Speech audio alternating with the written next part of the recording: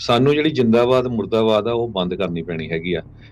ਬੰਦ ਨਹੀਂ ਕਰਨੀ ਤੇ ਘੱਟੋ ਘੱਟ ਸਾਨੂੰ ਅਕਲ ਦੇ ਨਾਲ ਕੰਮ ਕਰਨਾ ਪੈਣਾ। ਜੇ ਸਿੱਖ ਜੈਨੋਸਾਈਡ ਦਾ ਬਿੱਲ ਪਾਸ ਹੋ ਜਾਂਦਾ, ਪੂਰੀ ਦੁਨੀਆ ਨੂੰ ਪਤਾ ਲੱਗੂਗਾ ਵੀ ਸਿੱਖਾਂ ਦਾ ਕਤਲੇਆਮ ਹੋਇਆ ਸੀ ਇੰਡੀਆ ਦੀ ਸਰਕਾਰ ਵਿੱਚ। ਉੱਥੇ ਕਿੱਦਾਂ ਦੀ ਸਰਕਾਰ ਆ। ਸਿਟੀ ਕੌਂਸਲ ਤੋਂ ਲੈ ਕੇ, ਮੇਅਰ ਤੋਂ ਲੈ ਕੇ, ਕਾਂਗਰਸਮੈਨ, ਸੈਨੇਟਰ ਤੋਂ ਲੈ ਕੇ ਪ੍ਰੈਜ਼ੀਡੈਂਟ ਤੱਕ ਐਜੂਕੇਸ਼ਨ ਤੇ ਐਡਵੋਕੇਸੀ ਸਾਨੂੰ ਕਰਨੀ ਪੈਣੀ ਆ। ਖਾਸ ਕਰਕੇ ਟਰਾਂਸਨੈਸ਼ਨਲ ਰਿਪਰੈਸ਼ਨ ਦੇ ਸੰਬੰਧ ਦੇ ਵਿੱਚ। ਇੱਕ ਵਾਰੀ ਫੇਰ ਦੱਸਦੇ ਜਾਈਏ, ਕਹਿੰਦੇ the main thing is to keep the main thing the main thing. Main thing ਇਸ ਵੇਲੇ ਇਹ ਆ ਵੀ ਇੰਡੀਆ ਦਾ ਟਰਾਂਸਨੈਸ਼ਨਲ ਰਿਪਰੈਸ਼ਨ ਕਿਸ ਤਰ੍ਹਾਂ ਰੋਕਣਾ ਹੈਗਾ। ਸਰਕਾਰ ਚੇਂਜ ਹੋਣ ਦੇ ਨਾਲ ਹੋ ਸਕਦਾ ਟਰੰਪ ਹੋਣਾ ਦੇ ਰਿਲੇਸ਼ਨ ਮੋਦੀ ਹੋਣਾ ਦੇ ਨਾਲ ਵਧੀਆ ਹੋਣ, ਪਰ ਬ੍ਰਿਕਸ ਦੇ ਮਾਮਲੇ ਨੂੰ ਲੈ ਕੇ ਟਰੰਪ ਹੋਣੀ ਮੋਦੀ ਦਾ ਸਾਥ ਨਹੀਂ ਦੇਣਗੇ, ਕਿਉਂਕਿ ਉਹ ਸਾਡੀ ਸਰਕਾਰ ਦੇ, ਸਾਡੇ ਮੁਲਕ ਦੇ ਜਿਹੜਾ ਉਲਟ ਹੈਗਾ ਆ। ਬਹੁਤ ਇੰਪੋਰਟੈਂਟ ਆ। ਆਪਾਂ ਨੂੰ ਰਾਤੀ ਵੀ ਲੋਕਾਂ ਦਾ ਫਿਕਰ ਸੀ ਵੀ ਸਿੱਖ ਇਸ਼ੂਜ਼ ਨੂੰ ਲੈ ਕੇ, ਨਿਖਲ ਗੁਪਤਾ ਵਾਲੇ ਇਸ਼ੂ ਨੂੰ ਲੈ ਕੇ ਕੀ ਕੁਝ ਹੋਊਗਾ। ਕਾਫੀ ਕੁਝ ਚੇਂਜ ਹੋਣਾ ਹੈਗਾ।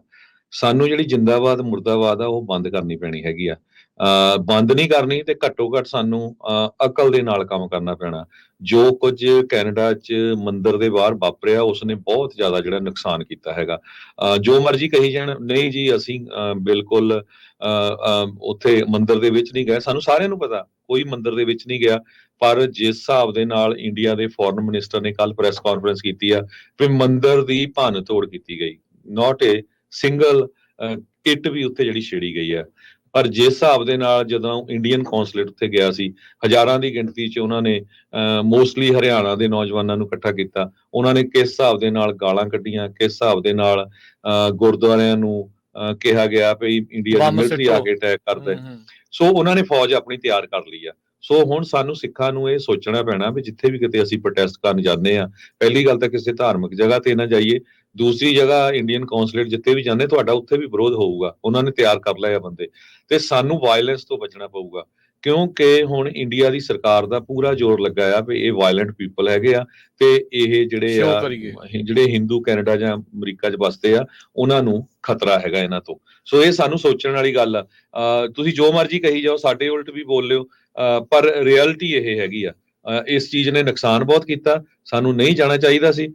ਬਾਅਦ ਦੇ ਵਿੱਚ ਤੁਸੀਂ ਦੇਖ ਲਓ ਜਿਸ ਹਿਸਾਬ ਦੇ ਨਾਲ 1000 ਤੋਂ ਵੱਧ ਲੋਕਾਂ ਨੇ ਮਾਲਟਨ ਗੁਰੂ ਘਰ ਨੂੰ ਰੋਕਿਆ, ਉੱਥੇ ਗਾਲਾਂ ਕੱਢੀਆਂ ਸਿੱਖਾਂ ਨੂੰ, ਉਹ ਕਿਤੇ ਵੀ ਮੀਡੀਆ 'ਚ ਨਹੀਂ ਆਇਆ। ਬਹੁਤ ਘੱਟ ਜਿਹੜਾ ਗਲੋਬਲ ਮੀਡੀਆ ਉਹਦੇ ਵਿੱਚ ਆਇਆ, ਠੀਕ ਹੈ ਕਿ ਨਹੀਂ। ਸੋ ਉਹ ਆਪਣਾ ਜਿਹੜਾ ਆ ਸ਼ੋਅ ਕਰ ਗਏ ਲੋਕਾਂ ਨੂੰ ਵੀ ਦੇਖੋ ਜੀ ਇਹ ਇਦਾਂ ਦੇ ਬੰਦੇ ਆ। ਹੁਣ ਅਮਰੀਕਾ ਦੀ ਇਲੈਕਸ਼ਨ ਦੇ ਵਿੱਚ ਜੋ ਕੁਝ ਵਾਪਰਿਆ, ਸਾਰਾ ਕੁਝ ਉੱਪਰ ਥੱਲੇ ਹੋ ਗਿਆ। ਸਿੱਖ ਕਾਕਸ ਨੇ ਬਿੱਲ ਲੈ ਕੇ ਆਂਦੇ, ਸਿੱਖ ਜੈਨੋਸਾਈਡ ਵਾਲਾ, ਟਰਾਂਸਨੈਸ਼ਨਲ ਰਿਪਰੈਸ਼ਨ ਵਾਲਾ। ਪਿਛਲੇ 10 ਸਾਲਾਂ ਤੋਂ ਸਿੱਖ ਕਾਕਸ ਨੂੰ ਬਦਨਾਮ ਕੀਤਾ ਜਾ ਰਿਹਾ ਵੀ ਦੇਖੋ ਜੀ ਇਹ ਤਾਂ ਭਾਰਤ ਸਰਕਾਰ ਦੀ ਆ। ਦੂਸਰੇ ਪਾਸੇ ਸਮੋਸਾ ਕਾਕਸ ਜਿਹੜੀ ਇੰਡੀਅਨਸ ਨੇ ਬਣਾਈ ਹੋਈ ਆ, ਉਹਨਾਂ ਦੇ 5 ਕਾਂਗਰਸਮੈਨ ਸੀ, ਅੱਜ ਦੀ ਡੇਟ ਦੇ ਵਿੱਚ 6 ਹੋ ਗਏ। 6 ਕਾਂਗਰਸਮੈਨ ਭਾਰਤੀ ਮੂਲ ਦੇ ਹੋ ਗਏ, ਜਿਨ੍ਹਾਂ ਦੇ ਵਿੱਚ ਰੋ ਖੰਨਾ ਬੇਰੀਏ ਤੋਂ ਹੈਗੇ ਆ, ਐਮੀ ਵੇਰਾ ਸੈਕਰਾਮੈਂਟੋ ਤੋਂ ਆ, ਰਾਜਾ ਕ੍ਰਿਸ਼ਨਾ ਮੂਰਤੀ, ਪ੍ਰਾਮਲਾ ਜੈਪਾਲ, ਸ਼੍ਰੀ ਥਾਨੇਦਾਰ ਤੇ ਸੁਹਾਸ ਸੁਬਰਾਮਨੀਅਮ ਸਵਾਮੀ।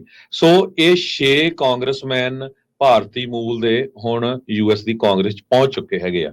ਤੇ ਇਸ ਤੋਂ ਬਿਨਾਂ ਜਿਹੜਾ ਇੱਕ ਖਤਰੇ ਵਾਲੀ ਘੰਟੀ ਖੜਕਦੀ ਆ, ਤੁਲਸੀ ਗੈਬਰਟ, ਜੋ ਕਾਂਗਰਸਮੈਨ ਰਹਿ ਚੁੱਕੀ ਆ, ਇੱਕ ਟਾਈਮ ਦੇ ਉੱਤੇ ਪ੍ਰੈਜ਼ੀਡੈਂਸ਼ੀਅਲ ਕੈਂਡੀਡੇਟ ਵੀ ਸੀ।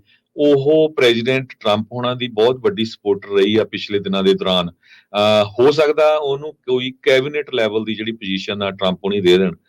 ਸੋ ਸਾਨੂੰ ਸਾਰਿਆਂ ਨੂੰ ਹੁਣ ਜਿਹੜਾ ਮੇਨ ਮੁੱਦਾ ਆ ਸਿੱਖਾਂ ਦੇ ਲਈ ਐਡਵੋਕੇਸੀ ਤੇ ਐਜੂਕੇਸ਼ਨ ਦਾ ਹੋਣਾ ਚਾਹੀਦਾ ਹੈਗਾ ਆ। ਹਾਲਾਂਕਿ ਓਪਨਲੀ ਜਿਹੜੇ ਜਸਟਨ ਟਰੂਡੋ ਜਾਂ ਅਮਰੀਕਾ ਦੇ ਚਾਹੇ ਬਾਈਡਨ ਹੋਣੀ ਵੀ ਸੀ, ਚਾਹੇ ਟਰੰਪ ਹੋਣੀ ਵੀ ਹੋਣ, ਕੋਈ ਨਹੀਂ ਕਹਿ ਰਿਹਾ ਵੀ ਜੀ ਅਸੀਂ ਇੰਡੀਆ ਨੂੰ ਤੋੜਨਾ ਚਾਹੁੰਦੇ ਹੈਗੇ ਆ। ਸਾਡੇ 2 ਮੇਨ ਮੁੱਦੇ ਹੈਗੇ ਆ, ਇੱਕ ਸਿੱਖ ਜੈਨੋਸਾਈਡ ਦਾ ਤੇ ਦੂਜਾ ਟਰਾਂਸਨੈਸ਼ਨਲ ਰਿਪਰੈਸ਼ਨ ਦਾ। ਜੇ ਸਿੱਖ ਜੈਨੋਸਾਈਡ ਦਾ ਬਿੱਲ ਪਾਸ ਹੋ ਜਾਂਦਾ, ਪੂਰੀ ਦੁਨੀਆ ਨੂੰ ਪਤਾ ਲੱਗੂਗਾ ਵੀ ਸਿੱਖਾਂ ਦਾ ਕਤਲੇਆਮ ਹੋਇਆ ਸੀ ਇੰਡੀਆ ਦੀ ਸਰਕਾਰ ਵਿੱਚ। ਉੱਥੇ ਕਿੱਦਾਂ ਦੀ ਸਰਕਾਰ ਆ। ਜੇ ਟਰਾਂਸਨੈਸ਼ਨਲ ਰਿਪਰੈਸ਼ਨ ਦਾ ਮਤਾ ਪਾਸ ਹੋ ਜਾਂਦਾ, ਜਿਸ ਤਰ੍ਹਾਂ ਈਰਾਨ ਆ, ਟਰਕੀ ਆ, ਚਾਈਨਾ ਆ, ਉਹਨਾਂ ਮੁਲਕਾਂ ਦੇ ਵਿੱਚ ਇੰਡੀਆ ਦਾ ਨਾਂ ਆ ਜਾਂਦਾ ਤਾਂ ਇਹ ਇੱਕ ਤਰ੍ਹਾਂ ਨਾਲ ਇਹੀ ਹੁੰਦਾ ਵੀ ਉਹ ਅੱਤਵਾਦੀ ਮੁਲਕ ਹੈਗਾ। ਫਿਰ ਜੇ ਕੋਈ ਆਪਣੀ ਆਜ਼ਾਦੀ ਦੀ ਗੱਲ ਕਰਦਾ ਤੇ ਉਹ ਜਾਇਜ਼ ਲੱਗਦੀ ਹੈਗੀ ਆ ਵੀ ਹਾਂ ਭਾਈ ਉੱਥੇ ਇਹ ਤਾਂ ਬਹੁਤ ਧੱਕਾ ਹੋ ਰਿਹਾ, ਇਸ ਕਰਕੇ ਲੋਕ ਜਿਹੜੇ ਆ ਆਪਣੀ ਆਜ਼ਾਦੀ ਮੰਗ ਰਹੇ ਹੈਗੇ ਆ।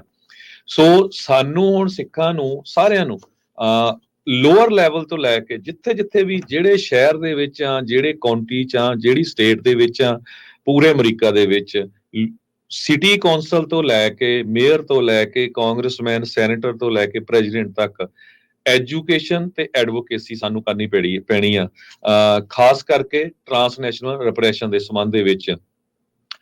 ਸਾਨੂੰ ਆਪਣੀ ਆਜ਼ਾਦੀ ਦੇ ਲਈ ਟਰਾਂਸਨੈਸ਼ਨਲ ਰਿਪਰੈਸ਼ਨ ਦੇ ਅਗੇਂਸਟ ਤੇ ਪ੍ਰੋਟੈਕਟਿੰਗ ਨਾਰਥ ਅਮਰੀਕਨ ਸੋਵਰਨਿਟੀ ਇਹਦੇ ਅਗੇਂਸਟ ਜਿਹੜਾ ਖੜਨਾ ਪਊਗਾ। ਜਿਸ ਹਿਸਾਬ ਦੇ ਨਾਲ ਕੋਲਡ ਬਲੱਡਡ ਮਰਡਰ ਹੋਇਆ ਭਾਈ ਜਿਹੜਾ ਹਰਦੀਪ ਸਿੰਘ ਨਿੱਜਰ ਹੋਣਾ ਦਾ ਕੈਨੇਡਾ ਦੀ ਧਰਤੀ ਦੇ ਉੱਤੇ, ਇਹ ਇੱਕ ਬਹੁਤ ਵੱਡਾ ਇਨਜਸਟਿਸ ਸੀ। ਇਹ ਇਕੱਲਾ ਸਿੱਖਾਂ ਦੇ ਉੱਤੇ ਹਮਲਾ ਨਹੀਂ ਸੀ, ਕੈਨੇਡਾ ਦੀ ਡੈਮੋਕ੍ਰੈਟਿਕਲੀ ਇਲੈਕਟਡ ਸਰਕਾਰ ਕੈਨੇਡਾ ਦੇ ਮੁਲਕ ਦੇ ਉੱਤੇ ਵੀ ਹਮਲਾ ਸੀਗਾ। ਸੋ ਉਹੀ ਕੁਝ ਅਮਰੀਕਾ ਦੇ ਵਿੱਚ ਕਰਨ ਦੀ ਜਿਹੜੀ ਉਹਨਾਂ ਨੇ ਕੋਸ਼ਿਸ਼ ਕੀਤੀ ਹੈਗੀ ਆ। ਸੋ ਹਰ ਇੱਕ ਕੈਨੇਡੀਅਨ ਤੇ ਹਰ ਇੱਕ ਅਮਰੀਕਨ ਨੂੰ ਜਿਹੜਾ ਆ ਇਕੱਠੇ ਹੋ ਕੇ ਕੰਮ ਕਰਨਾ ਪਊਗਾ ਵੀ ਕਿਸ ਤਰ੍ਹਾਂ ਜਿਹੜੀ ਇੰਡੀਆ ਦੀ ਸਰਕਾਰ ਆ ਉਹ ਅਮਰੀਕਾ ਦੇ ਵਿੱਚ ਜਾਂ ਕੈਨੇਡਾ ਦੇ ਵਿੱਚ ਇੱਥੇ ਸਿਟੀਜ਼ਨਸ ਨੂੰ ਉਹਨਾਂ ਦੇ ਨਾਲ ਧੱਕਾ ਨਾ ਕਰ ਸਕੇ, ਉਹਨਾਂ ਨੂੰ ਮਾਰ ਨਾ ਸਕੇ।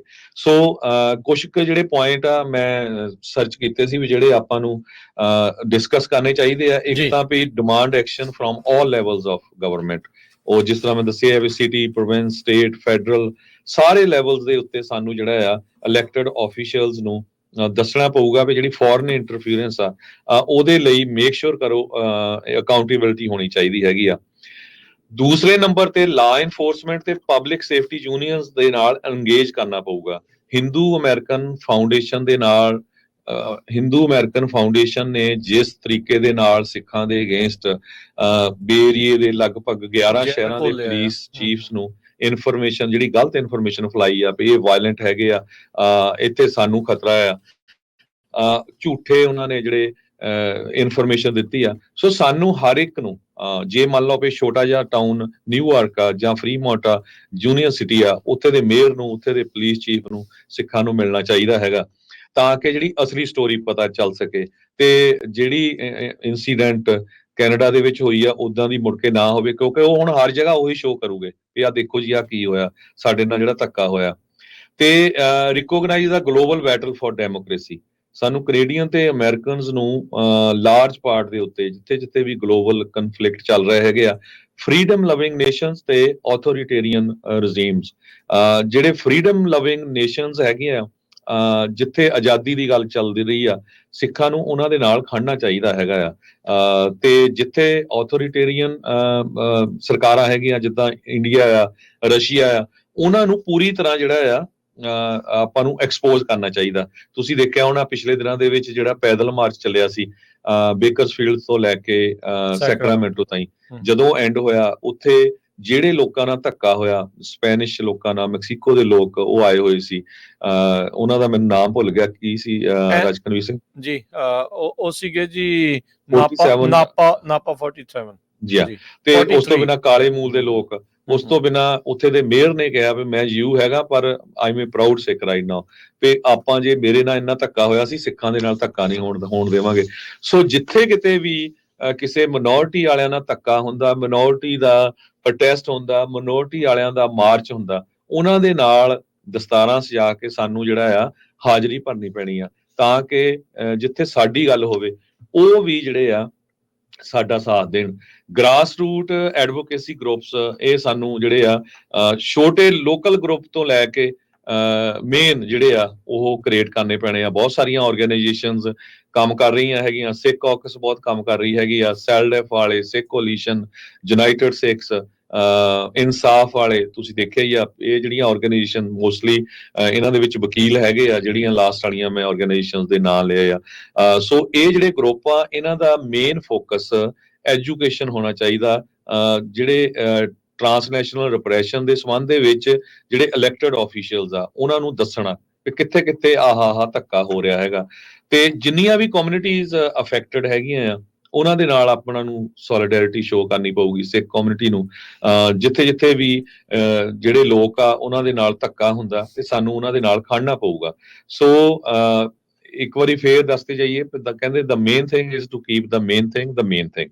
ਮੇਨ ਥਿੰਗ ਇਸ ਵੇਲੇ ਇਹ ਆ ਵੀ ਇੰਡੀਆ ਦਾ ਟਰਾਂਸਨੈਸ਼ਨਲ ਰਿਪਰੈਸ਼ਨ ਕਿਸ ਤਰ੍ਹਾਂ ਰੋਕਣਾ ਹੈਗਾ। ਸਰਕਾਰ ਚੇਂਜ ਹੋਣ ਦੇ ਨਾਲ ਹੋ ਸਕਦਾ ਟਰੰਪ ਹੋਣਾ ਦੇ ਰਿਲੇਸ਼ਨ ਮੋਦੀ ਹੋਣਾ ਦੇ ਨਾਲ ਵਧੀਆ ਹੋਣ, ਪਰ ਬ੍ਰਿਕਸ ਦੇ ਮਾਮਲੇ ਨੂੰ ਲੈ ਕੇ ਟਰੰਪ ਹੋਣੀ ਮੋਦੀ ਦਾ ਸਾਥ ਨਹੀਂ ਦੇਣਗੇ, ਕਿਉਂਕਿ ਉਹ ਸਾਡੀ ਸਰਕਾਰ ਦੇ, ਸਾਡੇ ਮੁਲਕ ਦੇ ਜਿਹੜਾ ਉਲਟ ਹੈਗਾ ਆ। ਸੋ ਇਹ ਸਾਰਾ ਕੁਝ ਸਾਨੂੰ ਇਕੱਠੇ ਹੋ ਕੇ ਕਰਨਾ ਪੈਣਾ ਹੈਗਾ। ਸਾਡੀ ਜਿਹੜੀ ਸਾਡੀ ਆਜ਼ਾਦੀ ਦੀ ਗੱਲ ਆ, ਸਾਡੇ ਦੇ ਧੱਕੇ ਦੀ ਗੱਲ ਹੈਗੀ ਆ, ਉਸ ਨੂੰ ਹੁਣ ਐਜੂਕੇਸ਼ਨ ਦੇ ਨਾਲ, ਐਡਵੋਕੇਸੀ ਦੇ ਨਾਲ ਅੱਗੇ ਤੋਰਨਾ ਪਊਗਾ। ਠੀਕ ਆ, ਬਿਲਕੁਲ ਮੁਜ਼ਾਹਰੇ ਕਰਨੇ ਚਾਹੀਦੇ ਆ, ਪਰ ਬੜੇ ਧਿਆਨ ਦੇ ਨਾਲ, ਉੱਥੇ ਕਿਸੇ ਤਰ੍ਹਾਂ ਦਾ ਲੜਾਈ ਝਗੜਾ ਨਾ ਹੋਵੇ, ਗਾਲੀ ਗਲੋਚ ਨਾ ਹੋਵੇ, ਤੇ ਖਾਸ ਕਰਕੇ ਕਿਸੇ ਧਾਰਮਿਕ ਜਗ੍ਹਾ ਤੇ ਨਾ ਹੋਵੇ, ਕਿਉਂਕਿ ਜਿਹੜਾ ਮੀਡੀਆ ਆ, ਠੀਕ ਆ ਆਪਾਂ ਨਾਲ ਖਬਰ ਸਾਂਝੀ ਕਰਾਂਗੇ ਪੰਜਾਬੀ ਵਾਲੇ, ਪਰ ਇੰਗਲਿਸ਼ ਮੀਡੀਆ 'ਚ ਤੁਸੀਂ ਖੋਲ ਕੇ ਦੇਖ ਲਓ ਉੱਥੇ ਕਿੰਨੀ ਜਿਹੜੀ ਇਨਫੋਰਮੇਸ਼ਨ ਉਹ ਅਗੇਂਸਟ ਹੈਗੀ ਆ। ਸੋ ਇਹ ਸਾਨੂੰ ਬਹੁਤ ਹੀ ਧਿਆਨ ਰੱਖਣਾ ਪਊਗਾ। ਐਵੇਂ ਨਹੀਂ ਵੀ ਹਰ ਜਗ੍ਹਾ ਦੇ ਉੱਤੇ ਜਾ ਕੇ ਹੀ ਆਪਾਂ ਮੁਜ਼ਾਹਰਾ ਸ਼ੁਰੂ ਕਰ ਦਈਏ, ਹਰ ਜਗ੍ਹਾ ਤੇ ਜਾ ਕੇ ਹੀ ਆਪਾਂ ਝੰਡੇ ਜਿਹੜੇ ਚੱਕ ਕੇ ਲੈ ਚਲੀਏ। ਬੜੇ ਪਿਆਰ ਦੇ ਨਾਲ ਜਿਹੜੇ ਆਪਣੇ ਭੈਣ ਭਰਾ ਆ ਉਹਨਾਂ ਨੂੰ ਸਮਝਾਉਣਾ ਪੈਣਾ ਆ ਵੀ ਭਾਈ ਸਰਕਾਰਾਂ ਚੇਂਜ ਹੋਈਆਂ ਆ, ਅਮਰੀਕਾ ਦੇ ਵਿੱਚ ਚੇਂਜ ਹੋ ਗਈ ਆ, ਕੈਨੇਡਾ 'ਚ ਵੀ ਚੇਂਜ ਹੋ ਜਾਣੀ ਆ। ਇਹ ਇੱਕ ਰਿਐਲਿਟੀ ਹੈਗੀ ਆ।